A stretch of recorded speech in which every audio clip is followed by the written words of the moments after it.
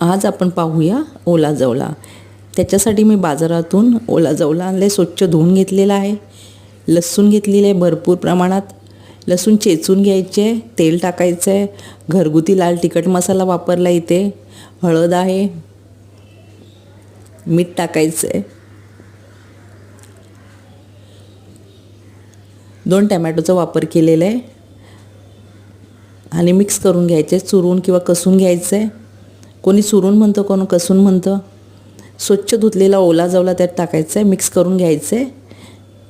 हे बघा अशा प्रकारे मिक्स करून घ्यायचं आहे, कालवून घ्यायचं आहे.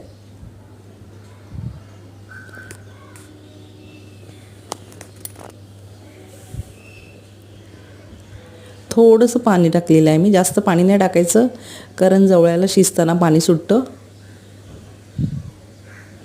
कढीपत्ता भरपूर प्रमाणात टाकायचा आहे. मंद आचेवर शिजून घ्यायचं आहे.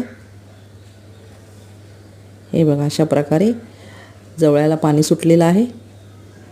इथे मी चिंच टाकलेली आहे. माझ्याकडे कोकम नव्हतं म्हणून चिंचेचा वापर केलेला आहे. कोथिंबीर पसरून टाकायची आहे भरपूर प्रमाणात. एक उभी चिरलेली हिरवी मिरची टाकलेली आहे. झाकण ठेवलेलं आहे. हे बघा अशा प्रकारे ओला जवळा मी बनवला आहे. तुम्ही पण बनवून बघा. भाकरी केलेली आहे, बांगडे फ्राय केले, तिथे वरण केले, तूर डाळीचं भात केलं आहे. हे बघा अशा प्रकारे मी थाली तयार बनवली आहे संडे स्पेशल. तुम्ही करून